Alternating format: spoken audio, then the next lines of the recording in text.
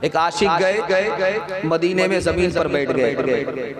लोगों ने कहा हजरत शेखुल हदीस हैं आप। शेखुल हदीस मौलाना ज़करिया रहमतुल्लाह अलैह, अल्लाह उनकी कब्र को नूर से भर दे। जमीन पर बैठ गए, कपड़ा खराब हो गया। इतने सारे लोग हैरत में पड़ गए, क्या हो गया अचानक जमीन पर बैठ गए। कहने लगे कि मैं मदीना आया हूँ, हिंदुस्तान में नहीं हूँ।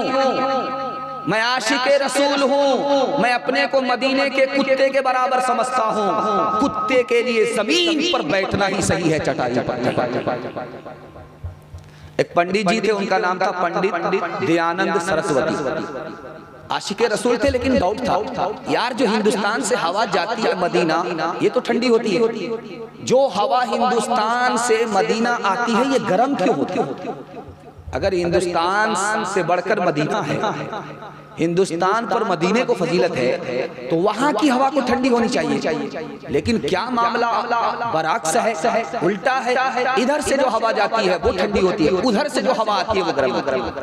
कुर्बान जाइए हज़रत नानोतवी के ऊपर, दुआ कीजिए अल्लाह उनके दर्जात को बुलंद फरमाए। उन्होंने चुटकी में मसला हल कर दिया।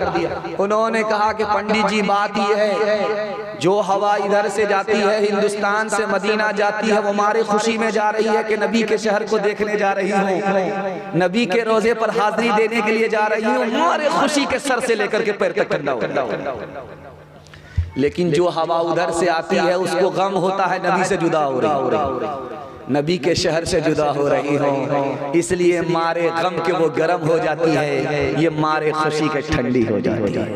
हश्र का गम है कासिम मुझे किस लिए, मेरा आका है वो, मेरा मौला है वो।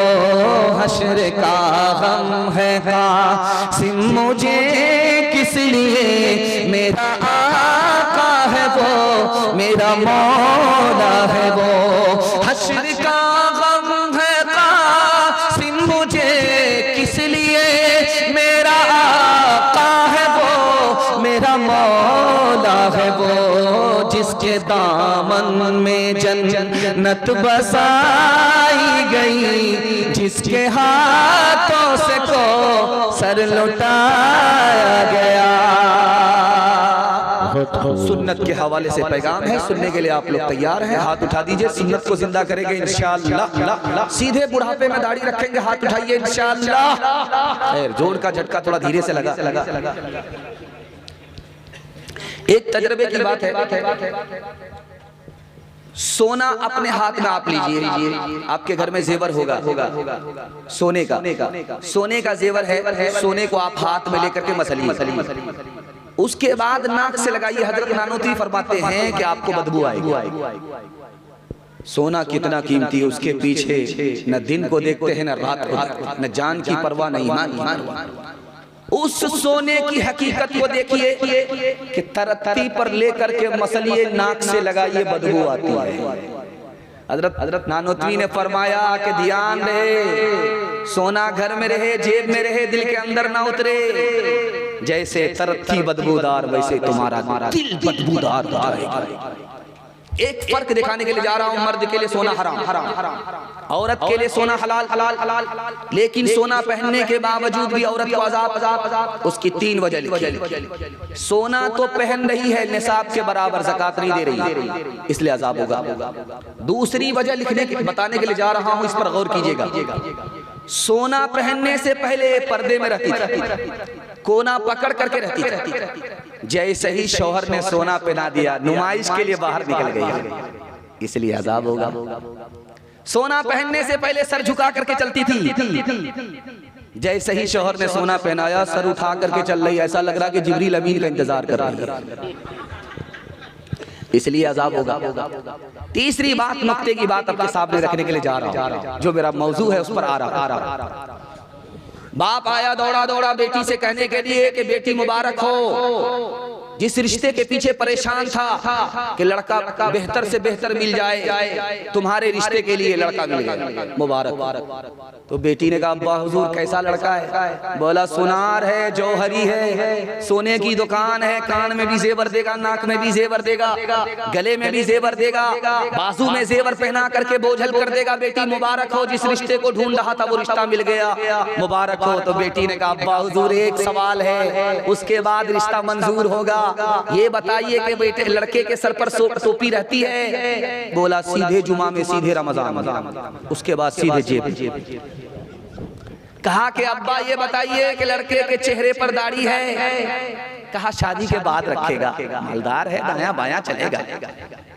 अच्छा बेटी ये बताओ कि बाप अब्बा हुजूर ये बताइए कि उस लड़के ने हज किया है, नबी की जियारत की? इतना मालदार, हज तो किया होगा, इतना मालदार, नबी की जियारत तो की होगी, उम्रा तो किया होगा। ये बताइए। कहा कि जब सब चीज से रिटायर्ड हो जाएगा, लाठी पर आ जाएगा, तब वहां पहुंचेगा। परेशान होने की क्या बात है? अब लड़की का जवाब सुनिए, अब्बा हुजूर मुझको ये रिश्ता मंजूर नहीं है।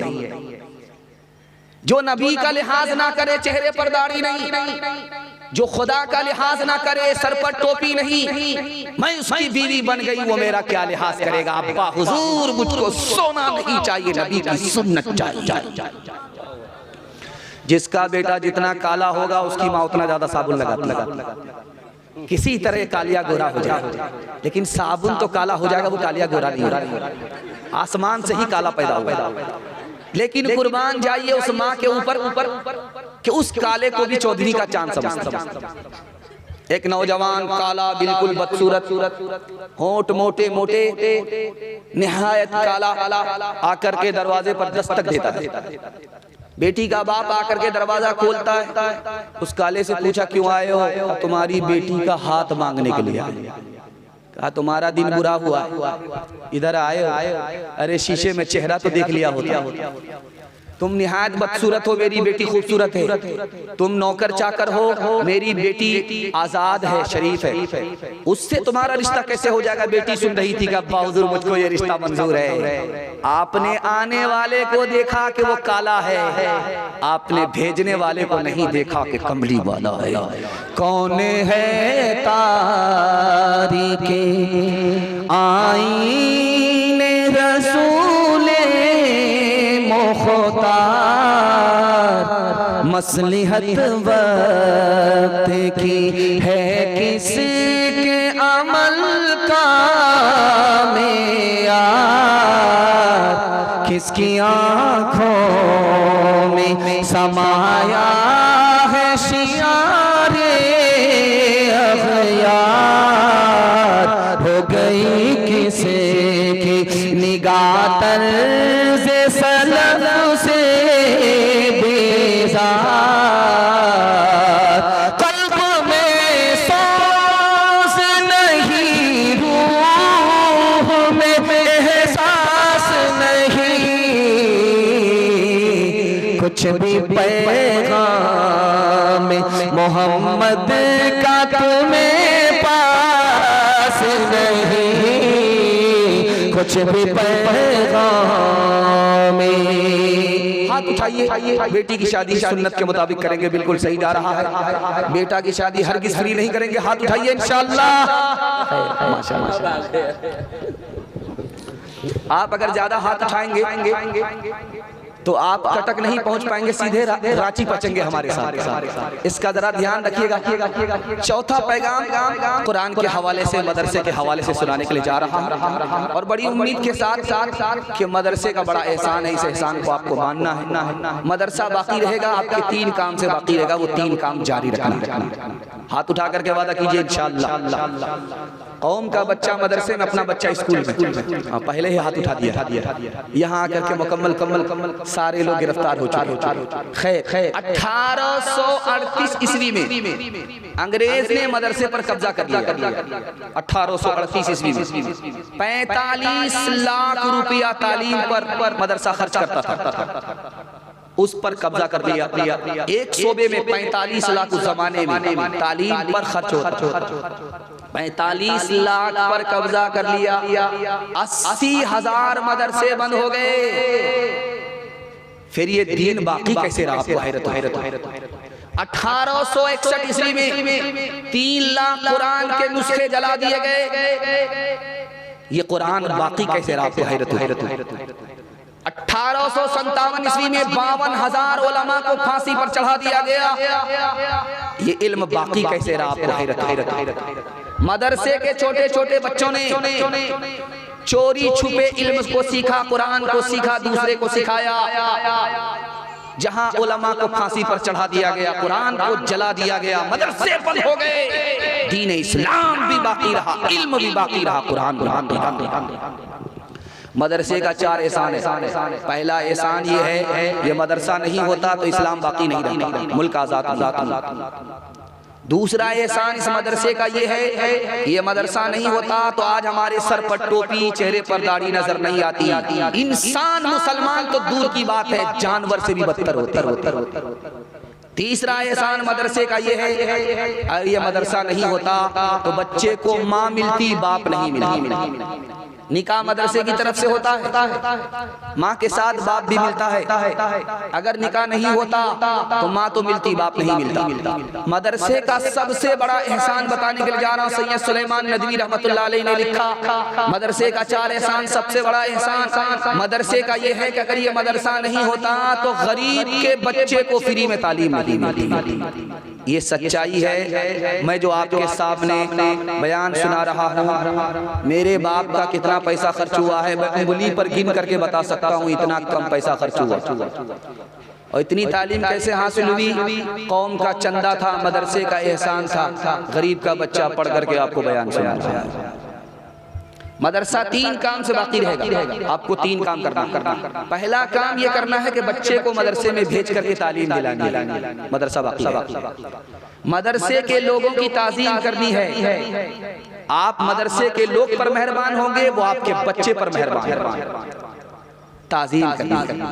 तीसरा मदरसे को ताउन देना है, ताउन बाकी रखना है, क्योंकि हम ऊपर आसमान में खुदा उसके खजाने से मदरसा चल रहा है और आपकी अकीदत और मोहब्बत के हवाले से मदरसा चलता है।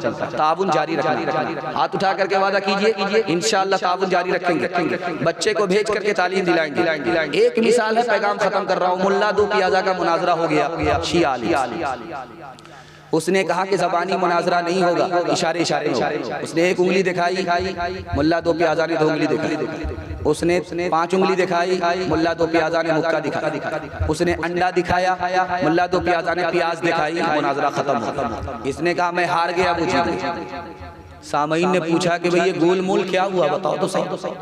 कहा मैंने एक उंगली दिखाई कि खुदा पर ईमान लाना होगा, उन्होंने 2 उंगली दिखाई कि रसूलुल्लाह पर भी ईमान लाना होगा, तब ईमान मुकम्मल। मैंने 5 उंगली दिखाई, हसन हुसैन अली फातिमा मोहम्मद सबको अलग अलग मानना पड़ेगा। उन्होंने मुक्का दिखाया, ये सब एक है, अलग नहीं। मैंने अंडा दिखाया कि ये दुनिया अंडे की तरह गोल है। उन्होंने प्याज दिखाया कि प्याज की तरह अंडे की तरह नहीं है, छिलके पर छिलका है, जमीन पर जमीन है, आसमान पर आसमान। मुनाजरा खत्म। अब मुल्ला दो प्याजा से पूछा गया, हुजूर आप मुनाजरा जीत गए। उसने जब एक उंगली दिखाई तो आपने 2 उंगली क्यों दिखाई? कहा मैंने ये समझा कि मेरी एक आंख फोड़ेगा। मैंने कहा तुम्हारी दोनों आंख फोड़। जब उसने 5 उंगली दिखाई तो मैंने सोचा कि तमाचा मारेगा, मैंने घूसा दिखा। जब उसने अंडा दिखाया तो मैंने समझा कि अंडा दिखा करके डंडा बता रहा, तो मैंने कहा कि तेरे अंडे को प्याज में तल करके। आबिद के यकीन से रोशन है सादात का सच्चा साफ अमल। आँखों ने कहा देखा होगा इखलास का ऐसा ताज महल। हर दम बरस रहे हैं अनवार मदरसों में, आकर तो कोई देखे एक बार मदरसों में। गुफ्तार मदरसों में, किरदार मदरसों में, हर पल मोहब्बतों का इजहार मदरसों में। दिन भर तिलावत है, दिन भर तिलावत है, सब भर इबादत होता नहीं कोई दिन इतवार मगर सोवे, होता नहीं कोई दिन इतवार मगर सोवे। एक तिहाई जलसा मोहब्बत के हवाले से इतनी तेजी के साथ निकल गया, 2 तिहाई हिस्से जलसे बाकी हैं। अल्लाह से दुआ करता हूँ इस मोहब्बत को अल्लाह सलामत रखे, सुनने सुनाने से ज्यादा अमल की अल्लाह तौफीक अता फरमाए। आमीन।